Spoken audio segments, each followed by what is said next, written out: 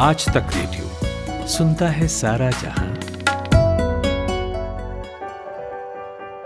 कहते हैं an apple a day keeps the doctor away, यानी हर रोज़ एक सेब खाने से बीमारियों से बचा जा सकता है। मगर आज की भागदौड़ भरी ज़िंदगी में कोई सेब खाने से बीमारी से नहीं बच पाता है।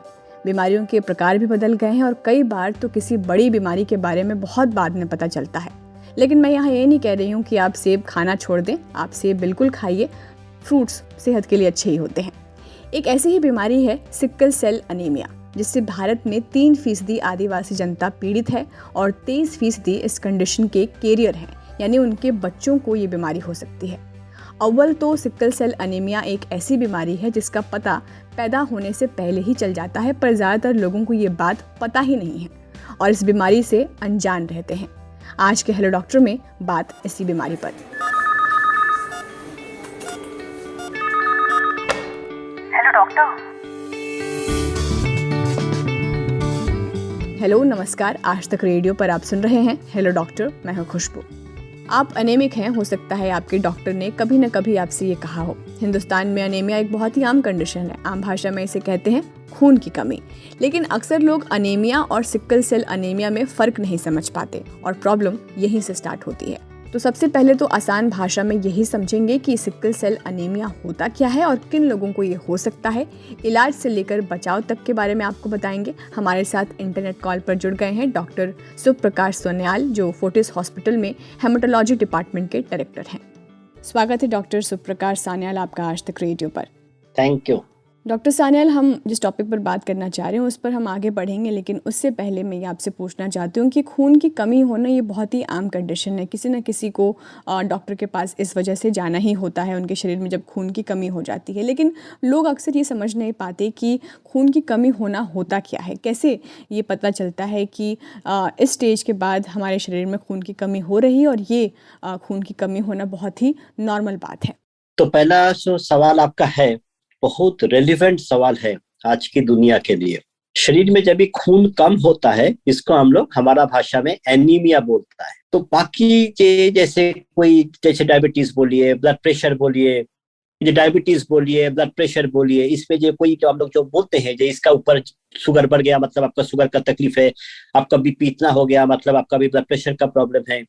जैसे हीमोग्लोबिन का भी एक एनीमिया बताने का भी एक क्राइटेरिया और कट ऑफ रहते हैं और WHO बहुत अच्छा से इसको डिफाइन करके दिया है। कोई मेल मतलब कोई इंसान कोई मेल पर्सन को हीमोग्लोबिन 13 के ऊपर होता है तो उसको हम लोग नॉर्मल मानते हैं और 13 का नीचे होता है उसको हम लोग एनीमिया मान के चलते हैं। और फीमेल्स के लिए एक कट ऑफ थोड़ा कम है, हम लोग 12 को कट ऑफ मान के चलते हैं। तो हीमोग्लोबिन 12 के नीचे होता है तो इसको एनीमिया बोलते हैं। लेकिन बहुत दुख की बात है जब प्रैक्टिस में हम लोग देखते हैं, क्लिनिकल प्रैक्टिस में देखते हैं, most of the time physicians बोलिए, जनरल डॉक्टर्स बोलिए, ये हीमोग्लोबिन कट ऑफ को दिमाग में रखते नहीं है। हमारा देश में इवन 9-10 हीमोग्लोबिन में भी बहुत डॉक्टर अरे तुम्हारा हीमोग्लोबिन ठीक है बोल के चला देते हैं। ये सही नहीं है। ये एटीट्यूड को चेंज होना बहुत ही जरूरी है। जी डॉक्टर, और अक्सर ये भी होता है कि जब खून की कमी हो रही होती है तो हमारी आदत है, इंडियन मेंटालिटी है, दवाइयाँ लेते हैं, खा लेते हैं, कुछ चीज़ें जूस पी लिया उससे हो जाता है, तो लोग इसको इग्नोर कर देते हैं। लेकिन कारणों को कोई समझना नहीं चाहता है। तो मैं आपसे ये भी जानना चाहूँगी कि खून की कमी आखिर किन किन वजहों से हो सकती है।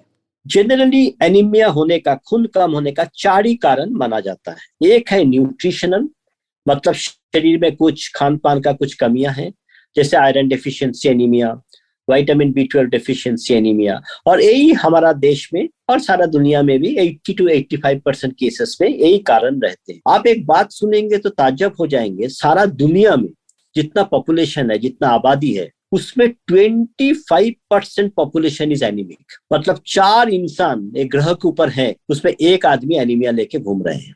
और ये जो न्यूट्रिशनल एनीमिया है ये 80% केसेस में होते रहते हैं। बाकी कोई कारण में शरीर में ब्लड लॉस हो रहा है, जो हमारा देश में महिलाओं की जब मेंस्ट्रुअल साइकिल्स होते हैं, किसी को ब्लीडिंग फ्लो ज्यादा रहता है, उनको भी उसके कारण में एनीमिया होते हैं। किसी किसी को लिवर डिजीज रहते हैं जिसमें भी उनको ब्लड लॉस रहते हैं, उनके कारण होते हैं। सो ब्लड लॉस भी दूसरा कारण माना जाता है। तीसरा कारण हम लोग इसको हीमोलाइसिस बोलते हैं। हीमोलाइसिस मीन्स हमारा शरीर में खून बनने की बाद जितना दिन शरीर में खून रहना चाहिए उतना दिन शरीर के अंदर खून रहते नहीं है, खून जल्दी ब्रेक डाउन हो जाते हैं, उसको हम लोग हीमोलाइटिक एनीमिया बोलते हैं। और फोर्थ पॉइंट, कोई तरीका का बोन मैरो का कुछ problem, bone marrow means factory जिधर हीमोग्लोबिन डब्ल्यूबीसी प्लेटलेट बनते हैं, तो वो जगह में कोई तकलीफ होते हैं, जैसे ल्यूकेमिया होते हैं, मल्टीपल मायलोमा होते हैं, एप्लास्टिक एनीमिया होते हैं, खून बनने का कोई तरीका का तकलीफ, इसको हम लोग बोन मैरो फेलियर बोलते हैं। तो ये 4 कारण माना जाते हैं।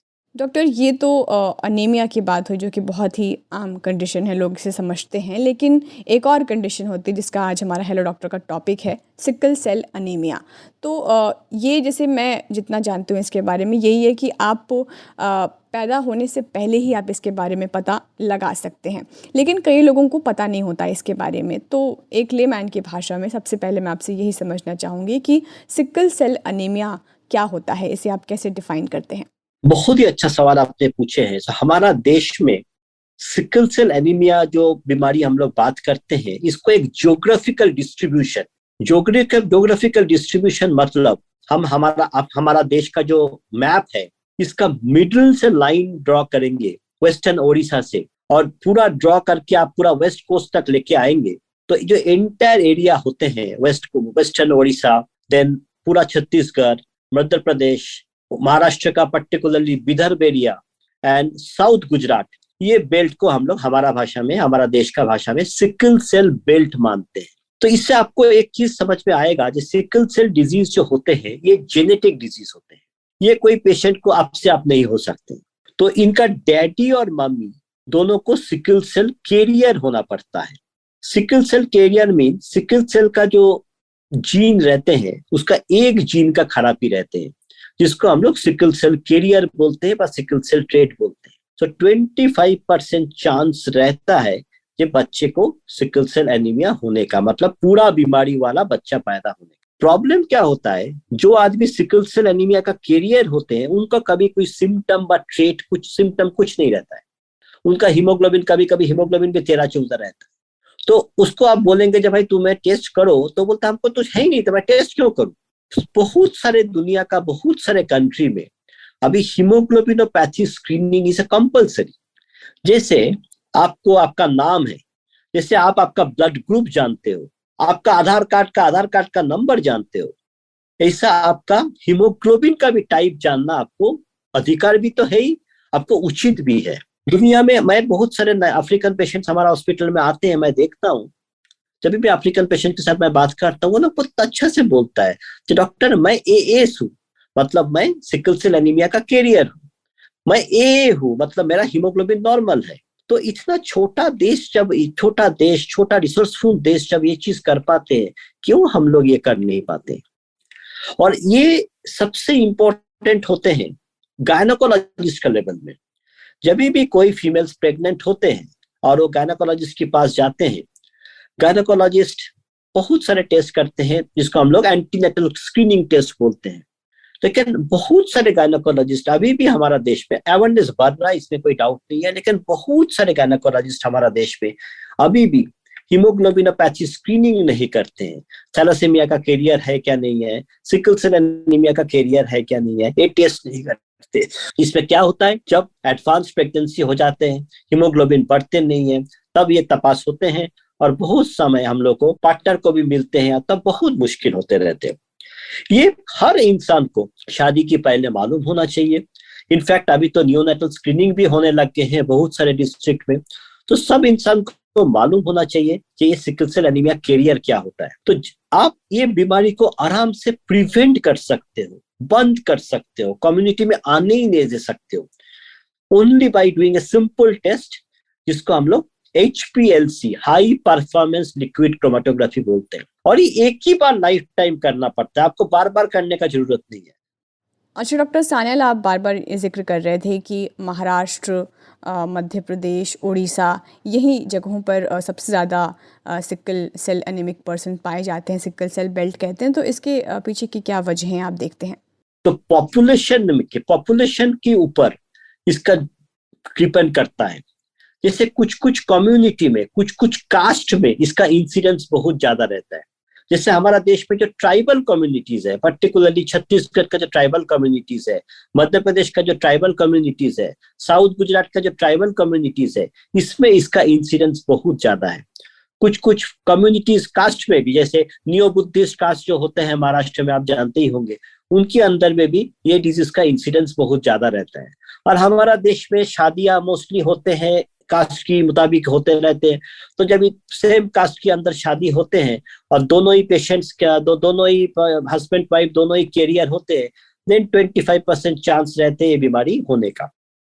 डॉक्टर, अब इसके हम लक्षण पर बात करें तो किस तरह के लक्षण होते हैं जिससे आप नोटिस कर रहे हैं? जैसे मान लीजिए किसी ने बचपन में ही उसका डिटेक्ट नहीं हो पाया है कि वो सिकल सेल एनीमिक है या कैरियर है, तो फिर किस तरह के लक्षण आगे चलकर आप फेस कर सकते हैं और फिर ये लगें कि अब डॉक्टर को दिखाना और जो टेस्ट आपने करवाने के लिए कहा है वो ज़रूरी हो गया है?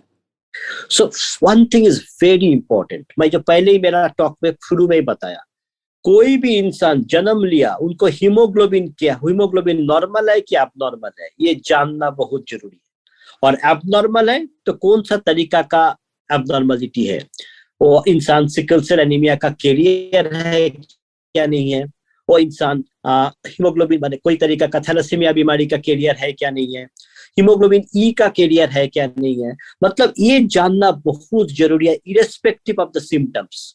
जनरली कैरियर जिसको बोलते हैं व ट्रेड जिसको बोलते हैं व माइनर जिसको बोलते हैं, जैसे थैलेसीमिया माइनर भाई, जनरली इसमें सिम्टम्स होते नहीं है। हीमोग्लोबिन थोड़ा कम हो सकता है 10, 11, 12 के आसपास। हमारा देश में तो मैं आपको पहले ही बताया, बहुत सारे डॉक्टर लोग तो इतना कम है, इतना लो, माने इतना माइल्ड एनीमिया को एनीमिया कंसिडर ही नहीं करते। So my message to you very clear, blanket testing, test, that is the only way. Now जो पेशेंट को सिकल सेल एनीमिया हो गया, मतलब पूरा बीमारी हो गया है, मतलब वो बीमारी में जनरली पेशेंट को बहुत टाइम मल्टीपल पेनफुल क्राइसिस होते हैं, उनका शरीर में बहुत दुखते रहते हैं, बॉडी पेन होते हैं, अनएक्सप्लेन बॉडी पेन, ठीक होते हैं फिर से होते हैं, ऐसा चलते ही रहते हैं।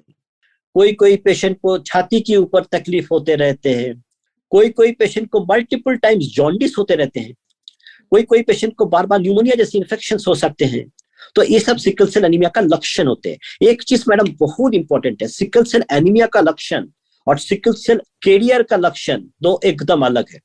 सो if I make it very simple, sickle cell carrier का कोई लक्षण होते ही नहीं है, हीमोग्लोबिन कभी कभी थोड़ा माइल्ड एनीमिया जैसे 12-13 के आसपास हो सकते हैं, लेकिन सिकल सेल एनीमिया जो जन्म ले लिया है उनको बहुत सारे तकलीफ चलते ही रहते हैं, जैसे पेनफुल क्राइसिस, कभी कभी एक्यूट चेस्ट सिंड्रोम, कभी कभी स्प्लीन बड़े हो जाते हैं, कभी कभी उन लोग को ब्लड ट्रांसफ्यूजन का रिक्वायरमेंट होते हैं, कभी कभी उन लोग को इन्फेक्शन का रिस्क बढ़ते हैं, ये सब प्रॉब्लम्स चलते ही रहते हैं। सिकल सेल एनीमिया एक तरीका का डिजीज है जो हमारा शरीर का सब तरीका का ऑर्गन को ही पकड़ते हैं, किडनी, लंग, हार्ट, आई, सब कोई पकड़ते, बोन, सब कोई पकड़ते रहते हैं। तो मेरा मेन मैसेज है ये बीमारी को होने ही नहीं देने का। Prevention is better than cure and this formula to be strictly practice in sickle cell anaemia management. Doctor Sanyal, अक्सर ऐसा होता है कि जब कोई बीमारी हो रही होती है तो हमें कुछ चीज़ें नहीं करनी चाहिए, हमें चीज़ें कुछ करनी चाहिए ताकि वो जो बीमारी है उसके सिम्टम्स हैं वो ज़्यादा ट्रिगर ना हो, आप और उसे ना बढ़ाएं। तो सिकल सेल एनीमिया में क्या है, मतलब जो पेशेंट्स हैं जिनको ये सिकल सेल एनीमिया है उनको क्या क्या चीज़ें करनी चाहिए और क्या क्या चीज़ें नहीं करनी चाहिए ताकि उनके सिम्टम्स और ट्रिगर ना हो, उन्हें और ज़्यादा वो बढ़ा ना पाए? सबसे important, sickle cell anaemia patient को बहुत पानी पीना पड़ता है, जिसको हम लोग हाइड्रेटेड वेल बोलता है। जो पेशेंट के शरीर में पानी कम हो गया कोई कारण के लिए, अचानक उनके शरीर में सिकलिंग क्राइसिस चालू हो जाता है। तो हर सिकल पेशेंट को हाइड्रेशन का बहुत जरूरत है। कोई एडल्ट को 2 से 2.5 से 3 लीटर पानी सारा दिन मिला के पीने का। आप सुबह 1 लीटर पानी पी लिया, सारा दिन कुछ पानी नहीं पिया, ऐसा नहीं है। बार बार मल्टीपल्स टाइम पानी पीने का सिंपल इलाज बहुत हेल्पफुल रहते हैं। कभी भी डिहाइड्रेशन हमारा शरीर में क्राइसिस को प्रेसिपिटेट करते हैं। कभी भी कोई इन्फेक्शन हुआ है, कोई भी शरीर में इन्फेक्शन के कारण भी सिकल सेल एनीमिया प्रेसिपिटेट होते रहते हैं। हमारा शरीर में कभी भी एसिडोसिस हो गया, एसिड का मात्रा थोड़ा भी बढ़ गया, तो इस जगह में भी कभी कभी सिकल सेल एनीमिया का क्राइसिस प्रेसिपिटेट कर सकते हैं। But if you ask me, most important thing, हम लोग सिकल सेल एनीमिया पेशेंट को एक चीज बार बार बताते हैं, बचपन से ही बताते हैं कि पानी पीना को आदत जैसे डालो। सो पानी, juice, body should be well hydrated so that there crisis can be significantly less. और दूसरा चीज हम लोग हर सिकल सेल एनीमिया पेशेंट को बोलते हैं, सिंपल दवा फोलिक एसिड सब जगह में मिलता है। सिंपल फोलिक एसिड का टैबलेट 5 मिलीग्राम रोज एक करके खाएं। ये हमारा शरीर में थोड़ा जो हीमोलाइसिस होता है इसको काउंटर करने में मदद करता है। ऊपर हड्डी के ऊपर नजर रखना पड़ता है, जैसे कैल्शियम, विटामिन डी सप्लीमेंट्स, ये सब चीज बहुत इंपॉर्टेंट मायना रखते हैं। डॉक्टर, जैसे आपने कहा कि शादी करने से पहले दोनों पार्टनर को टेस्ट करवा लेना चाहिए, ये पता चल जाए उन्हें कि सिकल सेल एनीमिया के वो कैरियर हैं कि नहीं हैं। अगर मान लीजिए कि वो कैरियर होते हैं तो क्या आगे चलकर फैमिली प्लानिंग भी वो कर सकते हैं? और आप इन सब केसेस में अगर मान लीजिए कोई एक सिकल सेल का कैरियर है, कोई एक पार्टनर नहीं है, तो फिर उन केसेस में आप लोग क्या करते हैं, क्या सुझाव देते हैं पेरेंट्स को? देखिए, जब दो ही पार्टनर को मालूम चला कि हम लोग दोनों ही सिकल सेल का कैरियर है, मतलब हम लोग एक एक जीन सिकल सेल एनीमिया का खराब जीन कैरी कर रहे हैं, उन लोगों को प्रेगनेंसी में कोई मना नहीं है, दे कैन टेक प्रेगनेंसी। पर जब भी पेट में बच्चा आए, मैं हमेशा बोलता हूँ आप गायनेकोलॉजिस्ट को तो मिलिए, लेकिन उसका पहले हिमेटोलॉजिस्ट को भी, ब्लड के डॉक्टर को भी मिलिए। हम लोग क्या करते हैं, जब भी पेट में बच्चा आते हैं फर्स्ट ट्राइमेस्टर में प्रीनेटल एनालिसिस कर लेते हैं, और उसमें हम लोग बच्चे का डीएनए एनालिसिस करके समझ लेते हैं जो पेट में जो बच्चा है उसका जो ये थैलेसीमिया बीमारी का, सिकल सेल एनीमिया का बीमारी का कोई आधा बीमारी शरीर में है कि पूरा डिजीज है कि नॉर्मल है। तो उसमें हम लोग को मालूम चल जाता है कि ये बीमारी वाला बच्चा है न कि ना ये कैरियर है कि नॉर्मल है। कैरियर है कि नॉर्मल है, ये दोनों जगह को हम लोग बच्चे को नॉर्मली अलाउ कर देते हैं, कोई प्रॉब्लम नहीं है। और जो बच्चा बीमारी वाला है उनको हम लोग अबॉर्शन करने के सजा देते हैं। और ऑब्वियसली अबॉर्शन करने का नहीं करने का तो फैमिली का डिसीजन होते हैं, हस्बैंड और वाइफ का डिसीजन होते हैं, लेकिन ऑब्वियसली कोई इंसान ही, कोई फैमिली ऐसा बीमारी वाला बच्चा जनरली लेना नहीं चाहते। दूसरा चीज है, समझो एक इंसान मतलब एक हस्बैंड वाइफ कोई कैरियर निकला और एक नॉर्मल निकला, देन हम लोग प्रीनेटल डायग्नोसिस कुछ नहीं करते, क्योंकि हम लोग को मालूम है चाहे इधर 50% बच्चा नॉर्मल होगा और 50% बच्चे का हीमोग्लोबिन नॉर्मल होगा और 50% बच्चे सिकल सेल एनीमिया का कैरियर होगा, मतलब उनका एक जीन खराब रहेगा, एक जीन अच्छा रहेगा। उसमें उनका थोड़ा हीमोग्लोबिन कम हो सकता है, लेकिन मेजर प्रॉब्लम लाइफ में कुछ नहीं होता है। ये जगह में हम लोग स्पेसिफिकली प्रीनेटल डायग्नोसिस करते नहीं है और बच्चे को हम लोग अलाउ कर देते हैं। और क्या इस बीमारी में डॉक्टर एक स्टेज ऐसा भी आ सकता है, क्योंकि जिस तरीके के आपने सिम्टम्स बताएं कि अनएक्सप्लेन्ड पेन होता है और भी कई तरह के इन्फेक्शंस का खतरा भी होता है, हेल्थ रिस्क होते हैं, तो क्या एक ऐसा स्टेज भी इस बीमारी में आ सकता है कि आगे चलकर किसी व्यक्ति की मौत हो सकती है? Yes, sometimes sickle cell anaemia can be killer disease करके रेस्पिरेटरी फेलियर होके पेशेंट को डेथ होते हैं। कभी कभी पेशेंट को लिवर के ऊपर बहुत प्रॉब्लम होके भी तकलीफ होते हैं। So sickle cell anaemia has a multi system effect. और हम लोग जब भी सिकल सेल एनीमिया डायग्नोसिस करते हैं, हम लोग हमेशा एक हाइड्रोक्सीयूरिया बोल के दवा चालू करते हैं, जो पेशेंट को सिकल सेल एनीमिया की बुरा असर से हमारा शरीर को बचाते रहते हैं, पेनफुल क्राइसिस को इंसिडेंस कम कर देते हैं, हॉस्पिटल एडमिशन का रेट कम कर देते हैं और पेशेंट को फिट रहने में मदद करते रहते हैं। और अब इसके मैनेजमेंट के लिए, क्योंकि अगर ये एक बार हो गया तो फिर ये ठीक तो नहीं होता, आप इसको मैनेज ही कर सकते हैं आगे, तो किस तरह का ट्रीटमेंट आप लोग देते हैं पेशेंट्स को? दो तरीके का ट्रीटमेंट होते हैं। एक क्यूरेटिव ट्रीटमेंट माना जाता है, जिसमें हम लोग बोन मैरो ट्रांसप्लांट का बात करते हैं। Bone marrow transplant is the only curative treatment option for sickle cell anaemia, लेकिन इसके लिए लॉजिस्टिक्स का बहुत जरूरी पड़ता है। सिकल सेल एनीमिया पेशेंट को यंग एज में डायग्नोसिस होना चाहिए, सो दैट उसका ऑर्गन फंक्शन बराबर रहे। उनके पास डोनर होना चाहिए, फुल HLA मैच 10/10। ये जगह में पेशेंट को ट्रांसप्लांट करना आसान होता है। पर जो पेशेंट ट्रांसप्लांटेबल नहीं रहते हैं, तो दूसरे तरीका में पेशेंट को हाइड्रोक्सीयूरिया का दवा, folic acid, calcium, vitamin D supplementation, ये सब चीज में ज्यादा ध्यान देना पड़ता है। अभी एक नया दवा आए हैं जिसको क्रिजोटिनिब बोलते हैं, जो पेशेंट को हाइड्रोक्सूरिया में भी काम नहीं होते हैं, उसमें ये दवा पेनफुल क्राइसिस को कम करने में मदद करते रहते हैं। बहुत सारे रिसर्च चालू है, 2-3 दवा पाइपलाइन में है और कभी भी मार्केट में ये दवा आ सकते हैं सिकल सेल एनीमिया के लिए। Thank you so much doctor Sanyal हमसे इस टॉपिक पर बातचीत करने के लिए, क्योंकि आपने एक ऐसे बीमारी के बारे में इतने डिटेल में और आसान तरीके से समझाया है कि जो बचपन में ही डिटेक्ट तो हो जाती है लेकिन अक्सर लोगों को पता नहीं होता है। तो उम्मीद करते हैं कि हमारे लिसनर्स को इस बीमारी के बारे में पता चला होगा और खून की जांच करवाना कितना ज़रूरी है ये बात भी आपके हमारे इस बातचीत के दौरान उन्हें पता चला होगा। तो thank you so much doctor. Thanks a lot Khushboo. Sickle cell anaemia क्या होता है, क्यों होता है, इसके लक्षण क्या हैं, ये तो आपको समझ में आ ही गया होगा। सबसे ज़रूरी बात ये कि इसका पता पहले ही लग सकता है अगर आप एक सिंपल सा टेस्ट करवा लें, जो कि डॉक्टर ने बातचीत के दौरान बार बार कही। जहाँ तक रही बात इलाज की, तो बोन मैरो ट्रांसप्लांट के ज़रिए इसका इलाज हो सकता है। और ये बीमारी अगर किसी को है तो इसे और ट्रिगर होने से कैसे रोक सकते हैं, ये भी डॉक्टर ने आपको बता ही दिया है। तो आज के हेलो डॉक्टर में इतना ही। विंक म्यूजिक, एप्पल पॉडकास्ट, गाना.com और JioSaavn पर भी हेलो डॉक्टर के एपिसोड आप सुन सकते हैं। फिर भी आप अगर हमें नहीं ढूंढ पाए तो बस आपको एक काम करना है, गूगल पे बस लिख देना है हेलो डॉक्टर आज तक रेडियो। अब दीजिए मुझे इजाज़त, नमस्कार। धरती चौकोर नहीं, गोल है। बरमूडा ट्रायंगल में कुछ तो झोल है। ब्लू स्काई में समंदर का रोल है।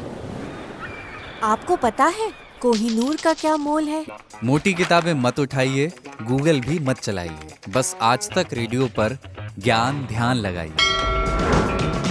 हर वेडनेसडे से संडे रोज लगेगी क्लास एप्पल पॉडकास्ट, विंक म्यूजिक, स्पॉटिफाई, JioSaavn और गूगल पॉडकास्ट पर।